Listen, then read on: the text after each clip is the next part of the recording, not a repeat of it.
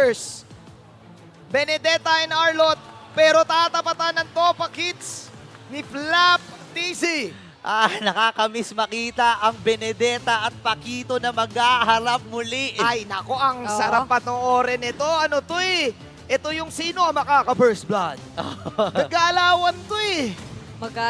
Magkakaroon na naman sila ng mga bonding Oo. sa sarili nilang lane. Pero at the same time, mabilis ang sali sa kung ano man yung mga mangyayari sa labas. O pwede nga rin sa mismo lane nila dahil makikita rin natin for sure yung mga teams na mabilisang mag-rotate. Katulad ng AP Brand kanina. One moment nandun sila sa gold, maya't maya hindi mo mamamalayan, nasa XP naman sila.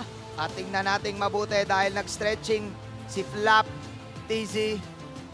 Nag-stretching siya sa kanyang upuan. Naka-ready ata siya dito kay kuya mo Edward. Edward with the signature Benedetta. Ito yung championship. This is the championship Benedettes na pinipili ni Edward. Naalala ko, season 10, ito yung nag-split push ng matindi. Kung napanood mo yun, ako napanood ko yun eh. Inaalala ko pa rin hanggang ngayon. Marami na tayong Welcome inalala to ngayong Mobile araw. Legends! Yung huli nating inalala 5 do, seconds again, till the end. naging outcome nung last time na nakita sila ng S11 ng ganitong araw din. Malalaman pa natin kung marirepeat o magbabago Oo. ang history. Ang nanalo noon ay Blacklist International. Binibigyan si Owen tinusok. Aray ko na pa-big head din. Pasok si Oh! Haji.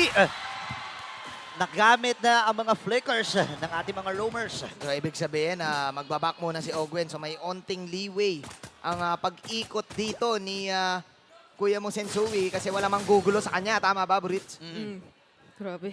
Ano dito si Super Marco, Master Assassin. So, literal na action whereas si Oheb medyo gusto muna maging safe sa kanyang emblem combo. Aray. Napa-flicker din. Aray ko po. Nararamdaman mo yun? Sakit. Nararamdaman ko eh. Parang May bumabaon eh. Nag-shake eh. May baon eh. May ganun eh. Parang nung tumatatak sa balat eh. Pero again, ito yung presensya na meron talaga si Pew.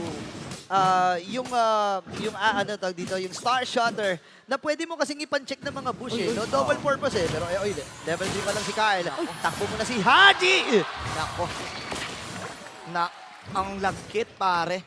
Yung stamp nung yung Barats. dinosaur Oo. nagko-complement dun sa Star Shatter eh, yung damage output. Sobrang na-anticipate dito yung mga gusto, yung mga pagpapakitang ginagawa talaga ng Blacklist International and kumbaga na-set na talaga nila yung mga conditions para dito sa kanilang paparating na magiging turtle objective take.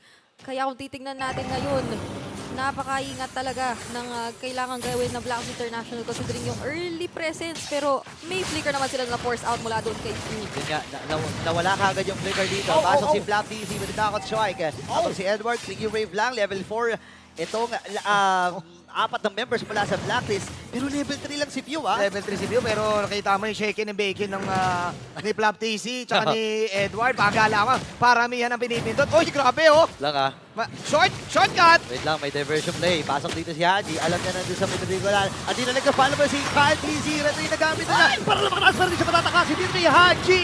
Sensui with the turtle. Gamit ng Astral Echo. Pasok si Owen.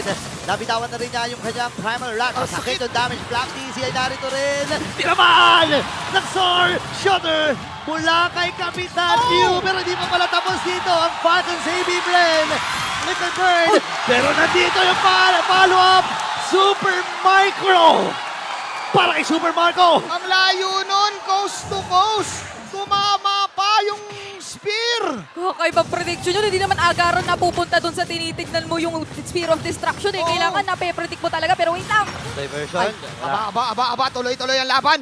Tuloy-tuloy ang laban, ha? Ito ang gusto natin Oo. panoorin. Parang ramdam mo na yung reset Oo. na nagawa talaga ng Blacklist International doon at hindi na basta-basta nagiging passive in terms of kung paano na nalalaro yung kanilang early game. Oo. And ito yung medyo nag-break na doon sa nakita nating statistics or comparison ng both teams.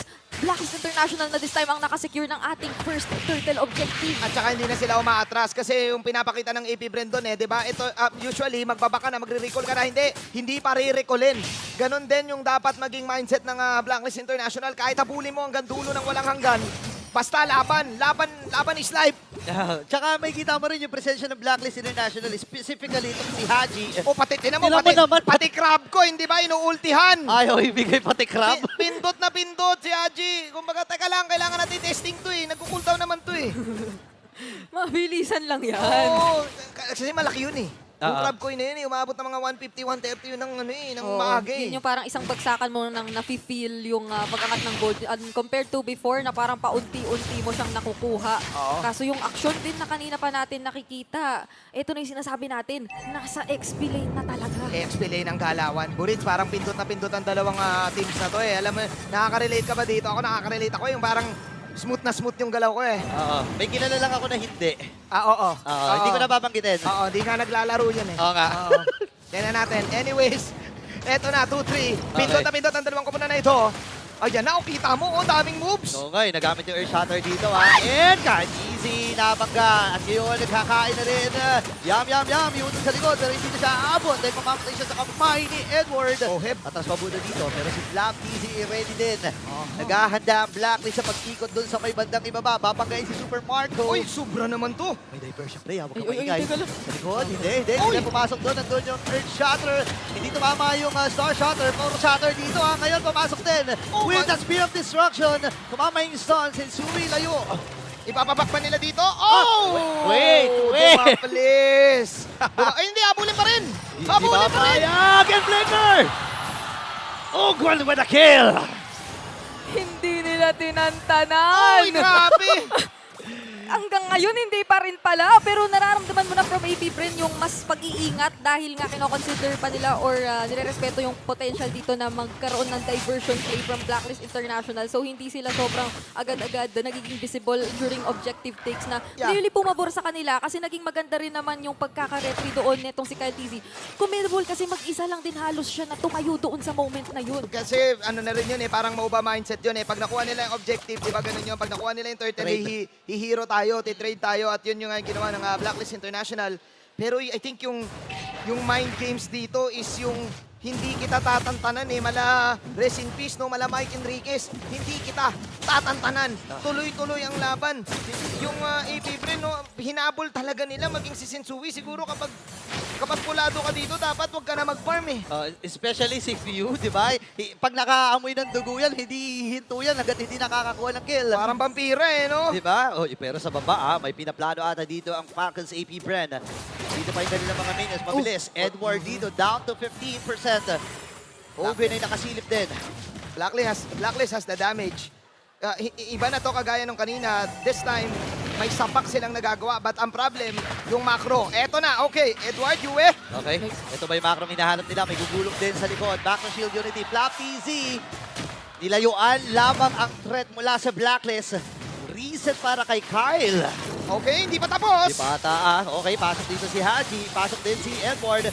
Nagamit na yung primary run. Doon yung Star Shutter. Sobra naman to si Pew. Ayan na, okay. Pew. Okay. Hindi pa sila tapos dito. Naka-strike. Wala kay Flap. Tamang suntok lamang. Tumama kay Petri. Ngayon kakain din. Ibubugat dun sa may harapan. And Haji is down. Alright. Okay. Iba yung presence of mind ngayon na nakikita natin from Falcons AP Bren.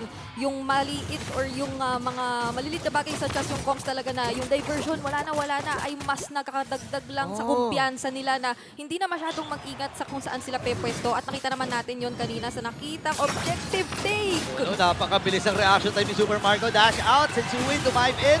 Pero nandun si Pew. Sobra naman. Ipinin down dun sa may pader. And Pew, killing spree na. Sobra naman yung reaction.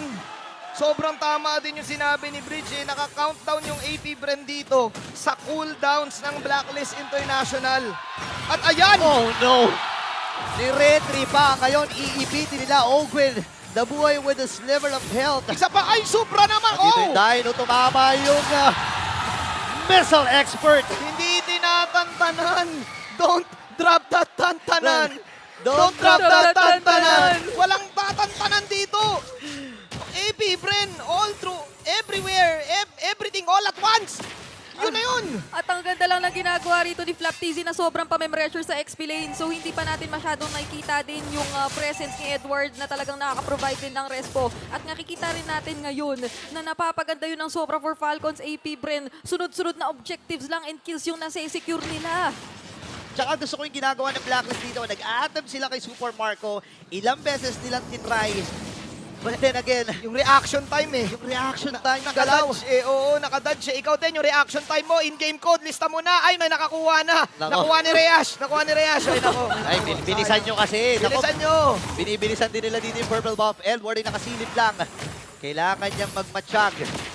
Susuko nila yung purple buff. 14 seconds para sa unang lord ng ating game. Oh my, 9 minutes. Bumabalik na ulit sa nangyaring tempo kanina na kung kailan pumapalag sana ang kupunan ng Blacklist International sa early game, nadadaan ng AP Bren sa gulang eh. May gulang factor. Yung reaction time talaga, nung hindi ako makamove on nun, alam niya pala na nag-diversion. Oo. Uy, Uy, distraction ano na. ka, parang si Oheb, alam niya ba?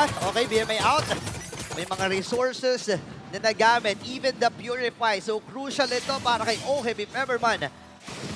Yeah, even yung conceal, nagamit actually ni Haji dito in an attempt na makaalalay dito kay Oheb na kamuntikan na talagang i-hunt down ng Falcons AP Bren. So marami-rami yung resources talaga na natanggal doon Oo. prior to this first Lord na paglalabanan ng dalawang teams natin. Kung kumbaga, bilang cooldowns lang, no?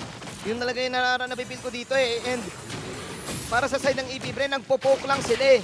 Poke, bulado, laban tayo, ganun. Uy, ilalaban ata nila si Flap na di nakatsuway. Kaya lang si Kyle TZ. And the final slash. Pagsak si Flap. TZ. Kain mo na si Kyle. Ibabaga dun sa mga members ng Blacklist. Pero mamamatay siya. Dalawa ang mamamaala mula sa Falcon AP Bren Blacklist International. Masasabi ko na may kalamangan pagdating sa Lord fight na to. Great pick-off para sa side ng Blacklist. Huge pick-off. 2 pick-offs for Blacklist International. Hindi bumibitaw ang agents. Ika pa yung flicker final slash na yun ha. Nakaramdam si Super Marco. Oh, Kaya alam, hindi yata nila paniligtasin. Up and down! Pagsak ni Yadi. Kulang sila ng setup. Habang si Open. Oh my G! Yue. Oh, Gwen naman normal lang. Nakapatay pa si Super Marco. Ay! And si Sensui magigilan sa casualty. Tamang gulo lang yung back sa shield. Pero meron pa siyang spear. Wala siyang spear of destruction mga kaibigan. At si Pero Edward, mahabol pa si Mew. Hinahalap niya kung Ay! saan mo nagtatago. At makakaligtas si Agent Zero. Okay. nararamdaman ko yung mga tusok ni Super Marco. Masakit, makati, Oo, gumuguhit. dun yung medyo nakita natin na paganda talaga ng Blacklist International for themselves. Supposedly, kasi nakikita naman natin kung gaano kabantay sarado nitong si Few talaga, si Yue, kung saan man, para may information sila in case man talaga magkaroon ng mga diversion plays. Pero at that moment, ang naging desisyon ng Blacklist International ay mag-go for Flap TZ lang talaga. And nagawa nilang maging matagumpay doon sa attempt na yun. Pero yung pagsunod ng ibang miyembro ng Falcons AP Bren na very well farmed into this point. Matanong ko kayo guys, no, yung ganitong klaseng playstyle, tama lahat ng sinabi ni Brigida na yung ginawa ng Blacklist, sige pitas tayo, pero yung mindset ng AP Bren na sunod agad. Okay, teka lang ha, mamaya ka magsasalita. Naku, nakita sila doon. Spear of Destruction, Super Marco. Dahil na naman dapat ng head. At pagsak! Si Agent Zero, si Haji yata magiging next sa target. Double kill na para kay Super Marco. Casualty after Alright. casualty. Ang sakit na rin ng Star Shotter si Super Marco. Awatin nyo! Nagwawala sa loob ng base dito ng Blacklist.